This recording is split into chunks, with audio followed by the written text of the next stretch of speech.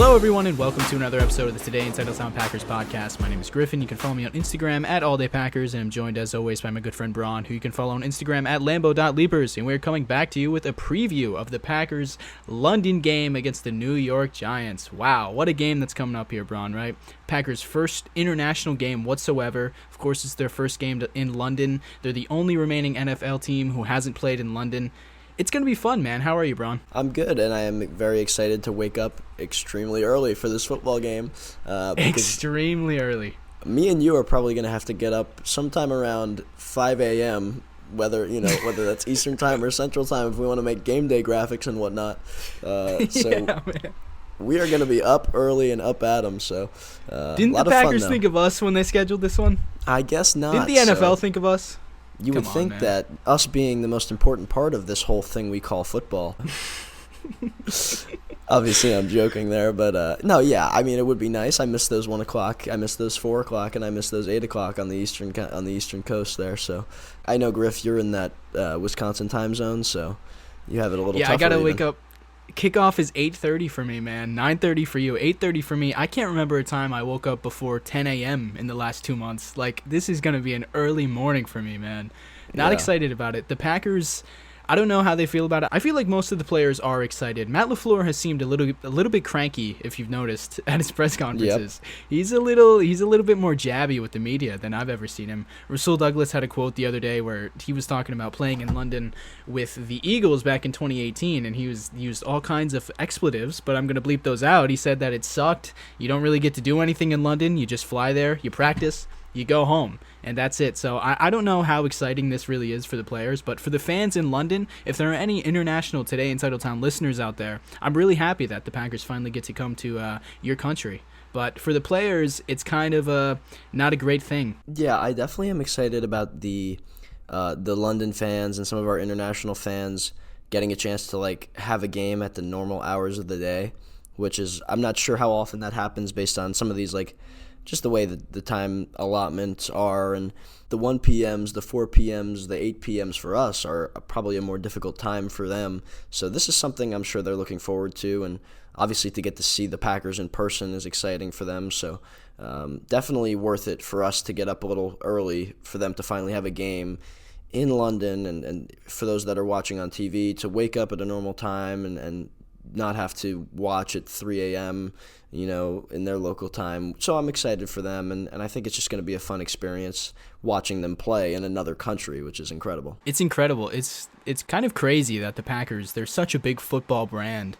Like the Packers, I feel like, I don't really know how it is outside of the U.S., but the Packers feel like football. Like when you think of the NFL, I feel like the Packers are one of the first 5 teams that you think of. So it's pretty crazy that the NFL hasn't made them play outside of the U.S. yet. I mean, I understand that if you're Mark Murphy, you don't want to give up a home game at Lambeau Field, but it's kind of crazy that we haven't been forced to so far. But let's talk about a little bit about the game here, because we are actually playing a game. It's not just about the trip. We are playing the New York Giants. Wow, what a big game. I feel like this is a big game for those Londoners. New York, Green Bay Packers, that's a big game. As for the actual football being played, I don't really know how much of a big game it is, because the New York Giants, they are 3-1, but I feel like they're not a very good football team. No, they are pretty terrible, and I think we're going to see that. They're quite bad, but it's okay because they are. At least it looks good on paper, and maybe they'll get excited, and maybe it'll be a nice thing to see us blow them out. I think we're gonna beat them pretty handily, but we'll see. Maybe I'm wrong. Maybe we lose. Maybe we lose. No, we won't lose. I'm only kidding. I really don't think we could lose this game. Daniel Jones is banged up. He's got a bum ankle, and he's going to play. But they've got a lot of guys out, and of course, we could beat them, I feel like, at full strength. But that definitely doesn't help their chances. We're extremely healthy going into this game. I think only 3 guys are questionable, and David's ready to go. Jair is back. I mean, that's how healthy do you want to be going into a game? That's as far as it gets for us, and having our stars out there. So, especially with the depth we have, everything's flowing in our direction. 3-1, looking to go to 4-1. The only thing holding us back is the fact that we're going to be in London as opposed to Lambeau for this game. But I think we're ready. The Giants have to deal with the same challenges that we do. So, I'm expecting a win, a pretty big win, a chance for the offense to start really putting it together. Aaron Rodgers talked about wanting to air it out more, and he said when Matt LaFleur was in a little bit of a better mood, he'd probably bring that up going into the game plan this week. But I love that. I think that there's going to be a little more high scoring, a little bit more maybe throwing the ball around the yard, and that's why it's going to be an exciting game. And I think it'll definitely wake us up at that 9 a.m. start. Throwing the ball around the yard, that's what I want to see in this game. First thing I want to kind of talk about here is something that we talked about on the last podcast. I think the last two review podcasts that we've done, I think we've talked about how it's absurd and kind of surprising that Rodgers has thrown so many picks this year. But when you look at a PFF stat, turnover-worthy plays, and I think this is one of their best stats. I'm not just saying this because I work for them, but I think turnover-worthy plays is a really good stat that they do because it includes dropped interceptions, it includes throws that should have been picked off, but it accounts for the defense maybe not being in the right position. So I have an interesting nugget here, Bron. I'm surprised it took me so long to think of this. But last year, right? So last year, weeks 1 through 4, Rodgers had 4 turnover-worthy plays, only 2 interceptions. Both of those interceptions came in week 1 against the Saints, but he did have 4 turnover-worthy plays. Okay. This season, weeks 1 through 4, he also has 4 turnover-worthy plays. He has 3 picks, though. So it's like we've been talking about how it's so weird that Rodgers is throwing picks. In 3 out of the 4 games this season, he's thrown an interception, and it's weird because no other aspect of his performance, no other aspect of his playing has fallen off, it seems. And I think that holds up statistically because last year he also had 4 turnover-worthy plays, only 2 picks. He's just getting bad interception luck because, I mean, I think most turnover-worthy plays are not capitalized on by the defense. And it just so happens that 3 out of the 4 turnover-worthy plays that Rodgers has this year have been capitalized on. So I think that explains why we're seeing such a high volume of interceptions through 4 weeks this year. Yeah, we definitely haven't seen any dropped picks or anything, I guess, if you think about it like that. And in years past, you see that, and not from Aaron specifically, but you see that across the league from guys like Patrick Mahomes and Tom Brady. And so when you think about from that point of view, those are forgotten very quickly because they're not turnovers in reality. So I guess when you look at it from that perspective, it makes it easier to digest some of those. Like you said, those numbers make it a lot, I think, simpler and easier to see that maybe it's not as bad as we think from a turnover standpoint from him. So, again, no reason to be concerned. We were never really totally concerned in the first place, but this just kind of verifies that for us, I think. Another stat that PFF has is big-time throws. This is a little bit more complicated. Big-time throws is basically PFF's highest-graded throw. They grade every player on every play. Quarterbacks is what I think they do best, and their highest-graded throw that they have is called a big-time throw. Rodgers leads the league right now with 8 big-time throws on the season. Last year, he had 9 through 4 weeks, but he didn't lead the league last year. And defenses are playing really, really well right now. I think it's just has to do with the schematics of it all. Exactly, and quarterbacks are playing much worse, too. Yes, yeah. So, but basically the point here is that I don't think Rodgers is playing any differently than he did last season. So exactly. If we can get a little bit better turnover luck and these receivers start to, continue to develop and continue to become better players and Rodgers continues to trust them more, then I think we could see MVP is not out of the picture here. No, I don't think so at all, especially with the trend of our team going up. And there's only one undefeated team, and we're 4 weeks in. It's not the same NFL that it was even last year, and Aaron Rodgers hasn't changed from a play standpoint, a talent standpoint, or anything in that regard. I think the numbers will start to come to fruition a little bit more so now. But again, like you said, I don't think there's much that's changed for him, but around the league, we're seeing defenses getting better, adjusting to the schematics of many of the offenses that have been adapted over the course of the last few years, and the lack of elite quarterback play is a true thing. Think about how many quarterbacks how many quarterbacks would you consider elite? How many you would think the top 10 quarterbacks are elite when you talk about NFL football, but this year there's probably about, I want to say 7 elite quarterbacks, 7 quarterbacks worthy of being top 10 quarterbacks. That's a generous number, I think. Right? Like you think of like Aaron Rodgers, Josh Allen, Justin Herbert, Patrick Mahomes, and then you probably go Lamar, Joe Burrow, not this year though, right? Like these are the guys that I think of when you talk about elite quarterbacks. Kyler Murray you could throw in there from a talent standpoint. But after that, Matt Stafford looks atrocious. Russell Wilson is Russell Wilson at this point. He's not good. I've been saying it. Man. I've been saying it for a long time. He is not good. He is tragic, actually. And then you look at just who else can you think of? Tom Brady. I mean, we've seen him play. You haven't mentioned Tom Brady. I mean, we're both Tom Brady haters here, but it's surprising that you haven't mentioned him up to this point. Well, he's just, to me, not a talented quarterback. So he's closer to the retirement home than he is, closer to the nursing home than he is the MVP conversation. So I would say you keep him out of that, and then who else at that point, right? Like I just don't see anybody else in the conversation. Jalen Hurts has had a good year. PFF's highest graded quarterback, Geno Smith. And I think Geno's very good. So, and I was saying, you remember I was saying this before he was, 2 years ago. I like Geno a lot, so I'm not surprised. I mean, obviously everybody's a little surprised he's playing as good as he is, but I'm definitely not surprised that he's taking advantage of the opportunity. Yeah, in the NFL, not a lot of good offensive football being played right now. So the Packers have a chance to really, if they stay consistent, they're tied for second in the league right now in 20-plus yard plays, which I think would surprise a lot of people because, in all of our collective opinions, it feels like the Packers offense has taken a step back, but really it's just the turnovers that have really been killing them, and I think that's abnormal for a Matt LaFleur coached offense. I think it's abnormal for an Aaron Rodgers quarterbacked offense, so you have to predict that that's kind of going to regress to the mean a little bit, and the turnovers are going to die down, and the Packers, man, these receivers played so well in the second half against New England that I think that maybe we turned a tide here a little bit, and I think they have a good chance to continue that momentum against a team like the Giants, who play a lot of man coverage, man. They play man coverage about 50% of the time. Ton of one-high stuff, too. A ton of one-high. Yes. They play a ton of one-high. They make things... Wink Martindale is their defensive coordinator. He was with Baltimore for a long time. He was their defensive coordinator in 2018 through 2021. This is his first season with New York. And they play a ton of one-high. They blitz a lot, man. They blitzed 18 times last week against the Bears, which, Justin Fields, maybe you'd want to blitz him. But they blitzed 17 times week 3, 16 times both weeks 1 and 2. So this is a blitz-heavy team. Wink Martindale loves to send the blitz. And historically, is Aaron Rodgers a quarterback that you want to blitz a whole lot? No. Definitely not. Definitely not. So the Packers have a big chance against man coverage with more defenders coming at you. That means there's less coverage in the back end, which means there's more opportunity for these young receivers. And I think it could be a really good game from this offense. Yeah, I think they can take advantage of that secondary because I feel like our receivers are going to have a chance to win a lot of those one-on-ones that they're going to show us and give us those opportunities. So, for sure. I think Wink Martindale... Don Martindale is a very old-school defensive coordinator. I'm surprised the Ravens ever let him go because he is very good. It's not going to be easy, but I think from a personnel standpoint, we do have the advantage of our offense against their defense. And like you mentioned, blitzing Aaron Rodgers, I'm pretty sure he is actually PFF's highest-graded quarterback against the blitz this year.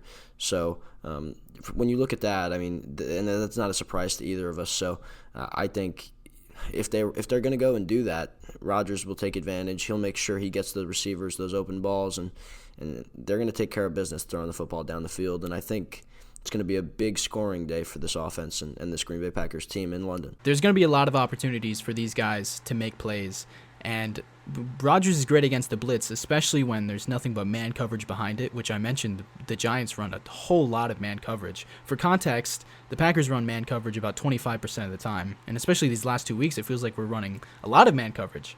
But we only run it in total about 25% of the time. The Giants hover around 50%. So they run a lot of man coverage, and they are really light on cornerbacks right now. Aaron Robinson, their starting cornerback, just went on IR. Cordero Flatt, I don't even think he made the trip. Correct me if I'm wrong there. No, I don't even think out.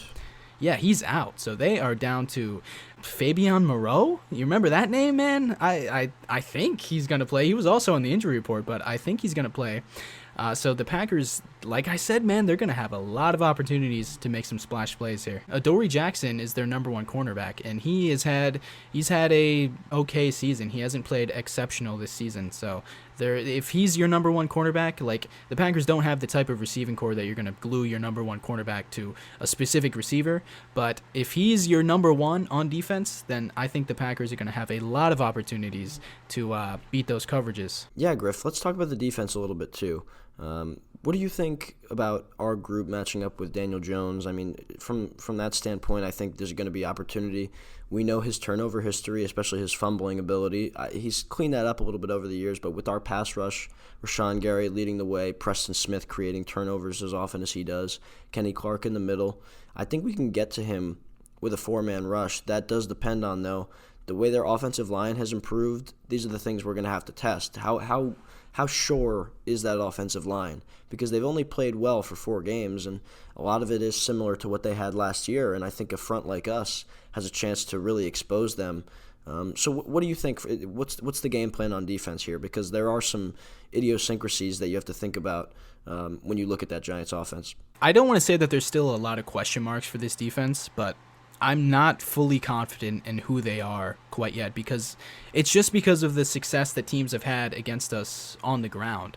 And when we're playing a team with Saquon Barkley, this Giants team, they feed the ball to him a lot. He's leading the league in carries right now. And they also run an offense that reminds me of Minnesota, where they run a lot of play action. They're leading the league right now in play action dropbacks. They run a lot of play action with like 3 tight ends, heavy personnel in the game, so the whole defense is thinking run, run, run because they keep giving Saquon the ball, and then they're able to roll out with Daniel Jones and have an easy completion to be made.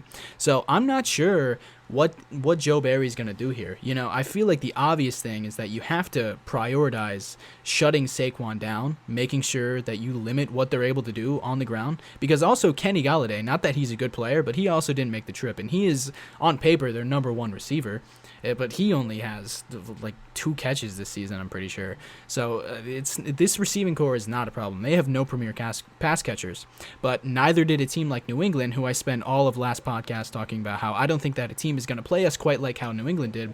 But you know what? Watching this Giants team, you think maybe they would find success playing us like that, with just running the ball down our throat because we've been so susceptible against that, and then rolling the play action off of that. So the key here for me is that not only does Joe Barry have to prioritize stopping the run, but I think this defensive line is just going to have to play better, man, because we have seen, outside of Kenny Clark, Dean Lowry, Jerron Reed, they have had really just mediocre seasons, especially on a defense that is so loaded on paper, and we've been looking at it all of this year, going back to last year even, all of this year. We've been looking at this defense as being an unstoppable unit, and the defensive line, I think, has really just let them down, specifically Dean Lowry and Jaron Reed. So I think that they're going to have to play better. The Giants, like you said, they don't really have a great offensive line, so there is a chance that they're able to look really good just because they have a weaker opponent. But I think the defensive line is just going to have to look a lot better than they did last week, and because if the Giants want to go 5 wide against us, and I have no doubt that that the Packers defense is going to have success against that look, but the only thing that worries me is that if they have success running the ball and the play action off of that, then this defense can get gassed. This defense can get really tired. They can start looking in the backfield, which we've seen in pretty much all but one game. They bite on the play action, and the opposing offense is able to find success that way. So I think that all of this relies on the run defense, specifically the defensive line, playing better. Yeah, the run defense has to be better, and that has to be the main focus for this game. I think we can handle their passing game because they don't have the weapons, and B, the quarterback is not special in any way. So the focus should be on the running game. I think they should play more single high. I think they should stack the box a little more, and I think they should commit to the run a little more often, because that's how you're going to win this game. Shut that down early. Don't let them establish it, because that's what's going to let them score points and remain in the game to where they can use that play action and they can take advantage of it. So to me, the game plan should be simple. Stop Saquon Barkley. Let the rest fall into place. Let the offense put up points on the board. Make them then throw the football. You're going to win that football game. Another thing we can look out for is Daniel Jones on the rollouts. Off of the play-action rollouts, if no one's open, he's going to tuck it and run. He had 2 touchdowns against Chicago just last week alone. He's a little bit of a mobile quarterback. But if the best defense here is going to be a good offense. This is what we said all of 2020. Do you remember that season, man? All season we were talking about how the best defense is a good offense, and if we're able to get ahead early and change the game script, then the run defense isn't going to be a problem. And that's kind of the same thing this week. So the things that worry me, I really don't think are going to be that big of a deal, but they are worries of mine. That if we keep it close going into the second quarter, going into the third quarter, then maybe the Giants are able to run their offense and they're going to give us trouble. But I think that if the Packers are going to score points, which I think they will, if they're able to score points, then it's kind of going to force the Giants out of what they want to run offensively. And I think this is going to be there's no easy wins in the NFL, but I think it's going to be a pretty easy win. In the NFL, it's all about complementary football, and against teams that aren't particularly great at one thing, that's really how you win games, because offense makes defense and defense makes offense, and special teams helps both of those units, because if the defense gets good stops and gives you good field position, it makes it easier on the offense. If the offense scores, it makes it easier on the defense. It's just all of that. That's the nature of football. So against a bad team that we feel like maybe we have the advantages on all three sides of the football, all three phases, that's how you win, is just by playing that complementary football, and that's what turns wins into dominating wins. And I think we can do that in this game. It's probably something we should do as well. So you're going to have to look at that. Can we make every phase work for all 4 quarters to the best of our ability? That should be more than enough to win by double digits against a team like the Giants, who really have nothing on paper or anything that they've shown that's better than what we do. Right. There's really no actual reason pertaining to what happens on the football field that the Giants should win this game. I think the only thing that may stop us is if just something to do with the travel, whether it's jet lag or whatever else it may be. I think that the only reason is just like traveling to London is a lot for an NFL team. It's a big deal traveling to London. It's a lot on their bodies. It's a lot on their sleep schedules. Like that's what jet lag is. It's a real thing. And so I think that if this game was happening in America, if this game was happening at Lambeau, the Packers would probably be favored by 20 points. If it was at New York, they'd probably be favored by 17 points. But just the fact that it's in London, there are some question marks going into this game. But if they just play their brand of football, if these receivers continue to develop, if we're able to have success on the ground game, which we didn't even talk about, but the Giants do not have a good run defense. They're 24th ranked in terms of EPA. They don't have a good run defense. There's really no reason, and considering all their injuries, there's really no reason we shouldn't be able to win this game. All right, Griff, I'm going to give you my score prediction here. I'm going to go with, we're going to break 30 for the first time. I'm going to say a big one in London, 37-21. That would have me feeling good early morning. That would have me feeling good all Sunday long, man. I'm going to go 35-17. I'm also predicting a pretty sizable win here. I just don't think if the Packers, if they do what we're expecting them to do, what they should do on offense, then I don't think the Giants' offense is going to have any success, and I think this should be a pretty easy win, like I've said, and it's going to be a fun plane ride home. Maybe not fun, but I don't know. Whatever. Fun 20 hours. 20 hours. All right, and that's going to do it. Thank you so much for listening if you listen this far. We're going to be back on Tuesday evening. You can listen on Wednesday morning, whenever you usually listen to podcasts. Make sure to share it with your friends and family if you liked it. Rate us 5 stars on iTunes, Spotify, wherever you get your podcasts. Leave us a review. Send us a DM. Follow us on Instagram. You know the drill by now. So thank you so much for listening, and hopefully it's going to be a great win in London. Go Pack Go. Thanks for listening, everybody. See you across the pond. Go Pack Go. Across the pond. All right.